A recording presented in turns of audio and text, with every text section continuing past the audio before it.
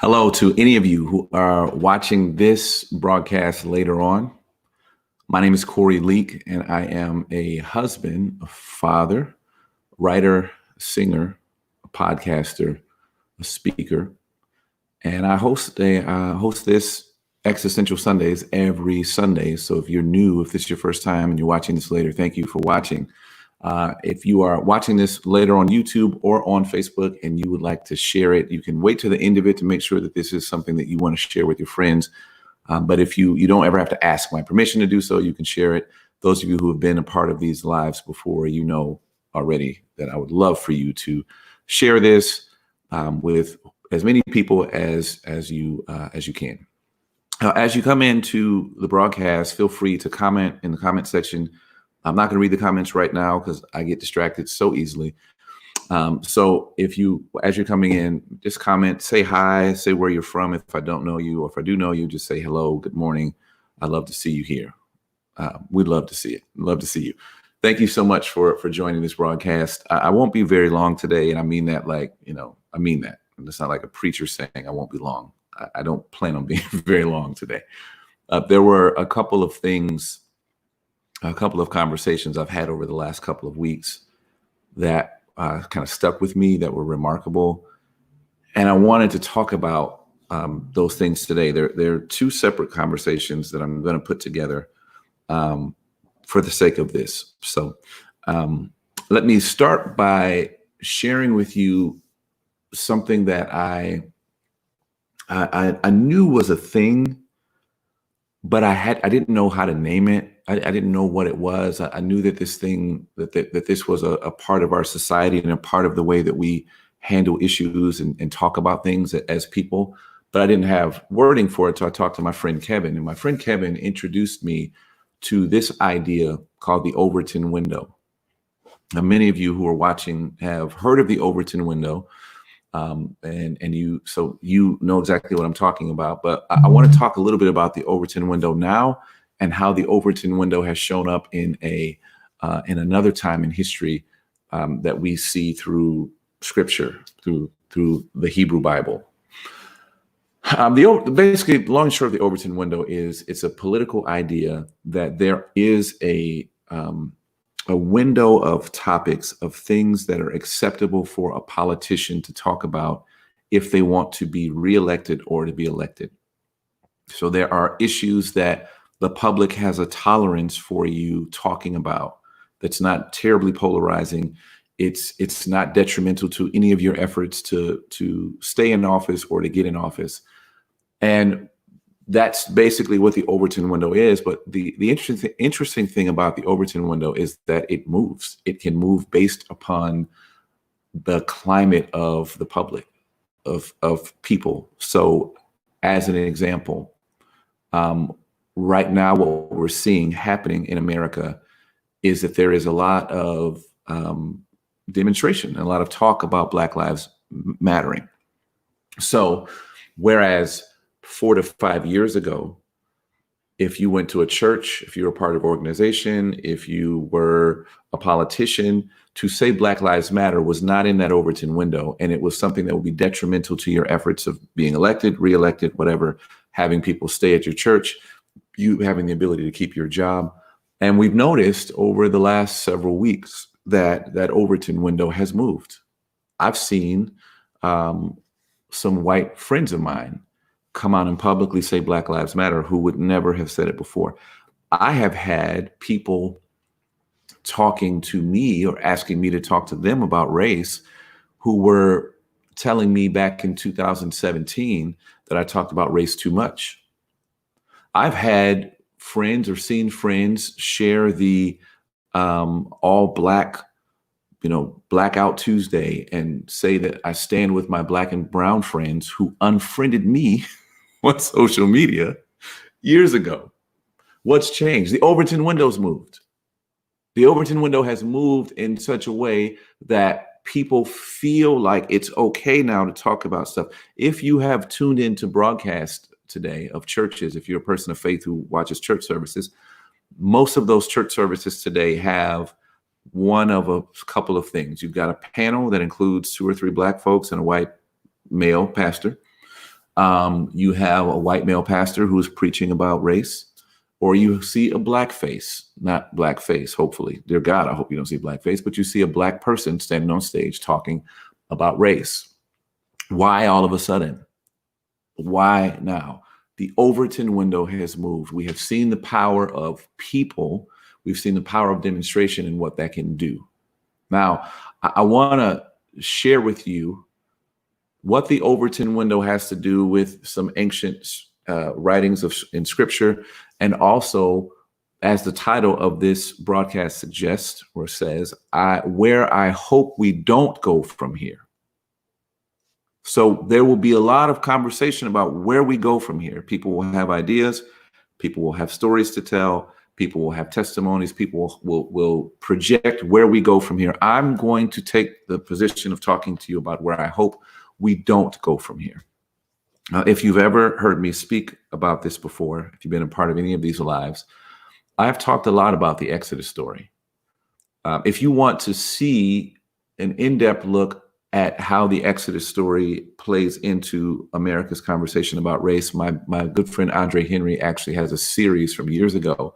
I think it's called God of the Ghetto, that he wrote a blog series about the Exodus story and America's relationship with race.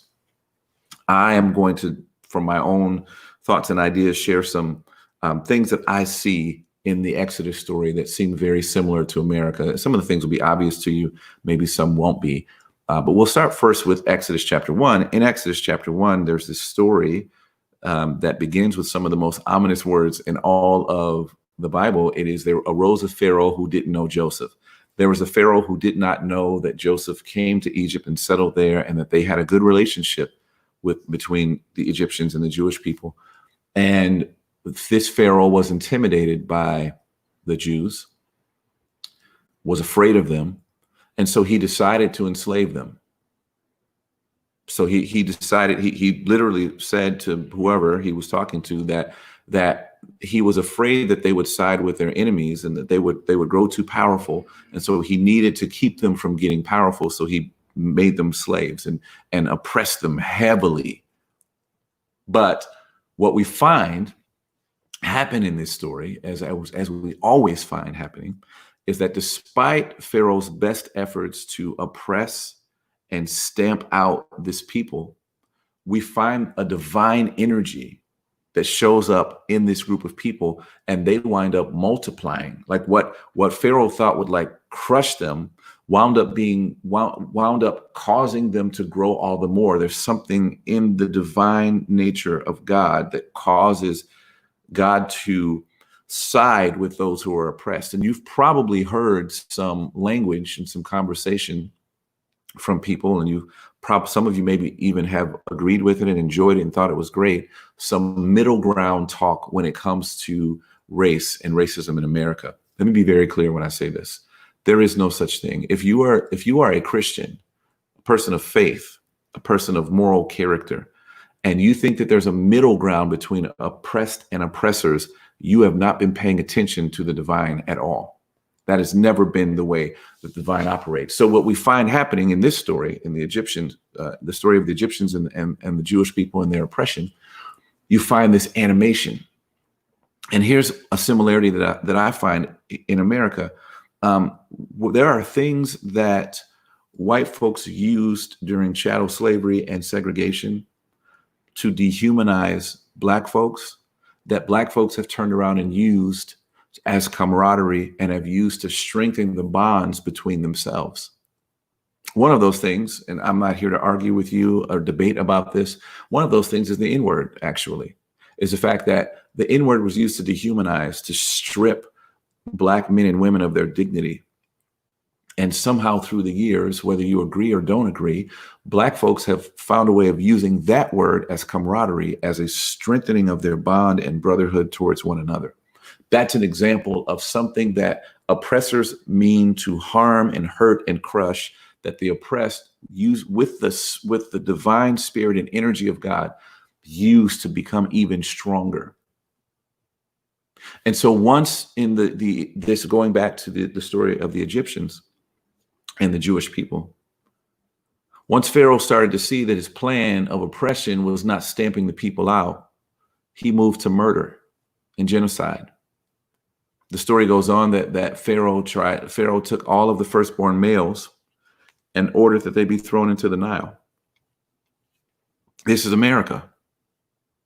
In America, we see the violence towards Black sons. We just saw the violence towards Ahmaud Arbery a couple of weeks ago, who was a Black son. We've seen the violence towards Tamir Rice, Emmett Till, Trayvon Martin, Alton Sterling, Philando Castile. Most recently, the violence towards George Floyd. But there's a violence towards Black bodies and Black people, Black men in particular, that is even more sinister. That's not just the killing of the body, but it's trying to drown out even the memory of the person, which is why I was so vehement on my live yesterday talking about Her We Don't Speak Of, because she has participated in the oppressor's work of drowning out the memory of a slain Black man. We saw this happen with Amber Guyger and Botham Jean in Dallas. For those of you who don't remember that story, Botham Jean was minding his own business in his home. Botham Jean was a worship leader and a devout member of his church. He was sitting down with a bowl of ice cream in his underwear in his house, his apartment. And Amber Guyger, I don't remember if I shouldn't say I don't remember. I don't know because I haven't heard how it is that she entered his home, but she did. She entered his home. She said she thought it was hers. She shot and killed this man. Even if we want to concede that this was a really, really tragic accident, what happened next is what oppressors tend to do to those that they are oppressing. The police investigated his home, got a warrant to search his home that he was in, minding his own business, to see if he had drugs in the house. So this is a part of the story. This is another parallel that we have to the way the Egyptians treated the Jews. The Egyptians were an anti-Jewish society. America has been an anti-Black society. And here's where I will answer a question that I was asked on my live yesterday by someone who says, if America is so anti-Black, how do we ever have a Black president? We've had a Black president in spite of anti-Blackness, in the same way that the Jewish people had a Jewish savior show up for them in this Exodus story, despite the anti-Jewish nature of Pharaoh. Because what we see in this story is that Moses is born a Jewish male, and rather than his mother and sister drowning him or allowing him to be drowned in the Red Sea, there's the Egyptian, actually two Egyptian midwives, allies to the Jewish people, decided we're not going to drown this boy. They put him in this basket, floated him down the Nile River, and just hoped that the divine energy of God would carry this boy through and keep him safe. And he was picked up by an Egyptian woman. So for a person to say that Barack Obama is evidence that America is not anti-Black, would have to then also say that Moses is evidence that Egypt wasn't anti-Jewish. We all know how stupid that is. That's another parallel that we have in our situation, is that God, the divine energy and divine spirit of God, brings leaders from amongst oppressed people to use those people to set them free. I'm not going to go through all of Moses' childhood, other things that happened. Moses leaves, has the burning bush experience, comes back, and he goes to Pharaoh and he says to Pharaoh, "Let my people go." We have seen this in American history. We've seen Black faith leaders sitting down with the oppressor to say, this oppression that is happening towards the Black community is too much. To presidents, to pastors, to local politicians, to police chiefs, to governors, have gone to them and said, you need to do something. You need to help. One example is Dr. King, after the Third Street Baptist Church bombing, in which 4 young Black women were killed. Black girls were killed at Sunday school in that bombing of that church. Dr. King, after doing their funeral, went to JFK and he said, Alabama needs the Federal Reserve, needs help, needs the federal government to get involved and send in police help. JFK refused. And then from that moment forward, not only did JFK refuse to send help to Alabama, where there had been 12 more cases of racialized violence and bombings that were unsolved, Bobby Kennedy, from that moment forward, started wiretapping Dr. King's home and church offices. So what we've seen in America, what we see in the story of the Egyptian liberation, we see so the Jewish liberation from Egyptian oppression. We see that there are leaders who emerge who go to the oppressor, the chief of the oppressors, and say, let our people go. And what we have seen time and time again in America, which we also see in this story, is that Pharaoh, the president, the governor, the pastor, the mayor, the you name it, the boss, the department head says no. We've seen time and time again throughout our history. We've seen over the last 4 years that there have been people attending predominantly white churches saying, hey, can we talk about race? Hey, can we talk about race? Hey, can we talk about race? Hey, people are dying. Can we talk about race? Hey, president, what are you going to do about this? Hey, governor. And each time what we've heard, it hasn't been a blatant no, but a passive aggressive no. So then there's demonstrations. The divine energy of God sends demonstrations to vex the Egyptian people.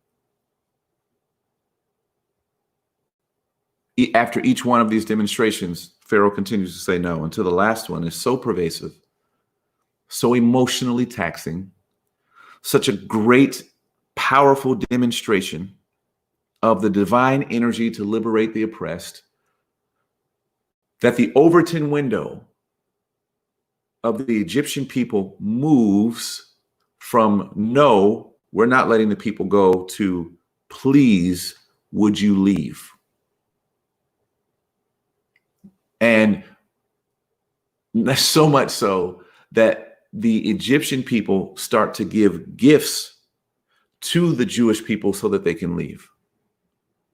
The story goes on to say that the Jewish people went and asked their Egyptian neighbors for gold and silver and whatever else so that they could leave and go start their own society. And the Egyptian people were so over the demonstration, so moved by them, so tired of being vexed, so tired of what they'd seen, so tired of seeing the divine energy move in and put the pressure on them, that they said, okay, we're going to let the people go. There was a divine energy that moved the Overton window from no, I won't let you go, to yes, I'm going to let you go. Please leave. And here's where I get to where I hope we don't go from here. Because we've seen over the last several weeks, I've seen the hashtag of white women who have muted themselves and are amplifying Black voices. We've seen the social media accounts of Black thought leaders who have gone from a mediocre amount of influence to this tremendous influence overnight. Patreon support is up for Black thought leaders. People sending gifts and prayers and cards and everything else is up for Black thought leaders and Black people.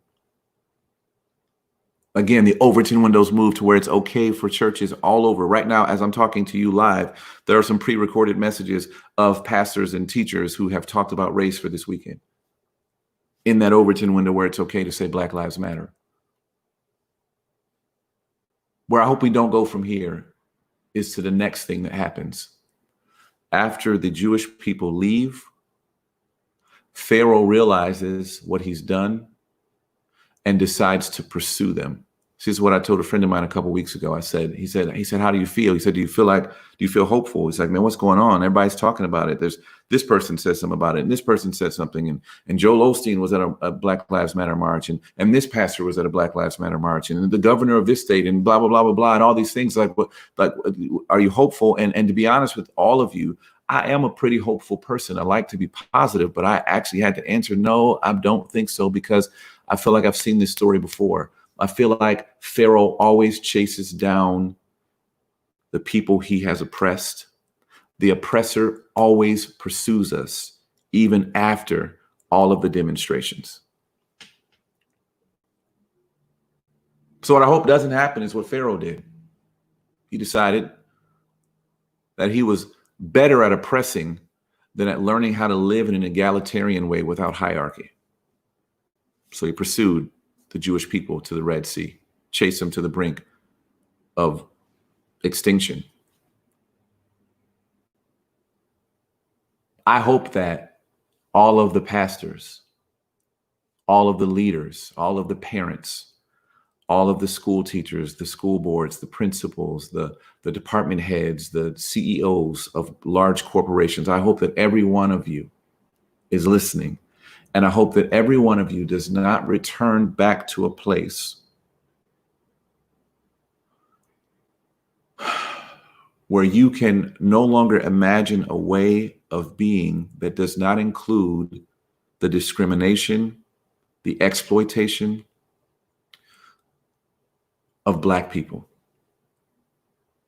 That once you are done talking about race and repenting for not talking about race in the past, and crying and bringing Black folks up on stage in a panel and whatever other demonstrations you have planned, when it comes time to address your own implicit bias, after your emotions have settled down and after the Overton window has settled over another issue, and it is no longer profitable, it is no longer beneficial for you, it no longer gets you votes, it no longer gets you reelected, it no longer gets you any benefit at all, I pray that you don't, like Pharaoh, go pursue all of those gifts that you gave Black folks and try to get them back.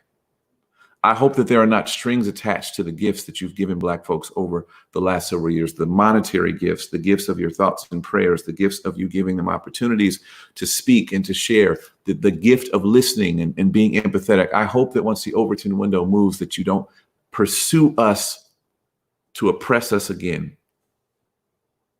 that you don't find this new courage to undo everything that you've done over the last couple of weeks.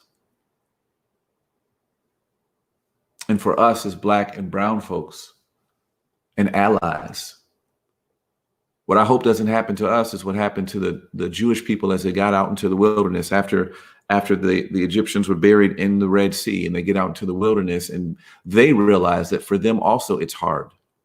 A new way, imagining a new way of being and living is hard. It's not easy. And so they start to complain and say, it was easier for us back then in Egypt. I pray that every person of color who has emailed their pastor, who maybe emailed your former pastor, maybe you emailed or called your local government, maybe a lot of people are making calls and emails to Minnesota local officials to say, do the right thing. I pray that you don't just stop there at like, I said something once, I posted something, I made a call, I sent an email, I had a conversation. I pray that we continue to hold our leaders' feet to the fire, because there is some people power that keeps the Overton window where it needs to be. People power can move that window for a politician, as we've seen it happen. We've seen these demonstrations that I believe wholeheartedly have been inspired by the divine energy and animation of God. I believe that's what's been happening. We've seen that people power has moved that window to the point that organizations have gone, we have to say something about this. My prayer, my hope, my urgent plea with you is that you don't let up now because it gets too hard, that you don't let up when you start seeing evidence that people who had energy to tolerate these conversations, people who were listening, move on and like, man, I'm tired of it now. I'm tired of hearing about it. I'm tired of listening to Black folks. I'm tired of listening to brown folks. We need to move on to another series. We need to move on to another political issue. I just hope that we, as Black and brown folks and our allies, remain here saying, until these things happen until you are ready to address the systemic issues. Dr. James Cone, in his book, The Cross and the Lynching Tree, says something really powerful. Says it on the heels of another statement about power that's amazing. But he says that without power, there can be no justice. And 2 or 3 token Black folks is not power. I hope we don't go from here to a place where white folks have been celebrated and felt a validation because they finally said something, but we don't hold them accountable to actually do something.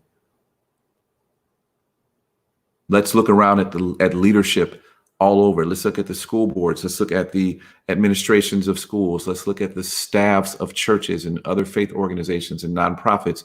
And let's look at the boards behind those things and ask ourselves, who's in charge? Because if there's going to be justice for Black folks, that means that Black folks have to be empowered, have to have positions of authority and power to be able to sit at powerful tables and make powerful decisions if there's going to be justice. And if moving forward, after your series is over, after your campaign is over, after you've read your one book and watched the 13th, if after that you've not made some personal changes to address your own implicit bias and make some physical changes to what surrounds you, you will wind up pursuing the oppressed. You will wind up angry and bitter and frustrated at the Black folks who you were allied with before, because that implicit bias will show up. You will start to you'll start to see that, oh, I'm tired of hearing from Black folks all the time. I'm tired of seeing these people who were once in the back. I'm tired of seeing the people who were in the back seat. They're now driving and I have to take my hands off the wheel. I don't like that. I'm uncomfortable with that. I'm fine listening to their advice from the back seat, but I'm not ready to give them the wheel. And we as Black folks and our allies need to start saying to every organization, everything that we're a part of, that if you cannot give us the wheel, we will no longer ride in the car. If we can't drive, if you are not ready to allow us to drive because you have been driving us to a place that only benefits white folks, if we can't have the wheel to drive, let us out. That's what you need to say to your pastor, your mayor, your governor, anybody who's offered platitudes. Say you don't get to use platitudes. You don't get to use Black Lives Matter if you're not going to let us drive. I'm not voting for you just because you said Black Lives Matter. Who are you letting drive? I'm not putting time and effort into your offering and into your church and building this empire of a church if you ain't letting no Black folks drive. And I'm not talking about speak or lead worship. Drive. That is our only way forward. And I pray and hope that we don't go to a place where the Overton window moves. White folks no longer feel obligated to talk about issues that affect Black people. And everybody just goes back to accepting a normal way of being that is anti-Black. And we just shrug our shoulders and go, nothing we can do about it. For those of you just joining late, my name's Corey Leak. I appreciate you being a part of this. This is Existential Sunday. For those of you just joining here live at the end of this, I am a husband and father, teacher, speaker, singer, writer, and you can join our Patreon community. Let me make sure that I let you know. You can click on the link in the comments. I believe they should be in the comments now, where you can join our Patreon community and you can be a part of this work. You can join with your resources. You can join with your ideas. That is where I have conversations with allies and Black folks who are trying to move us forward. I appreciate all of you being a part of this. If we're not friends on Facebook, actually, I've just reached the 5,000 mark on my Facebook. So you can actually join my public page, which is Corey Evan Leak. You can follow there and stay connected to us and the work that we're doing. I so appreciate all of you. Grace and peace.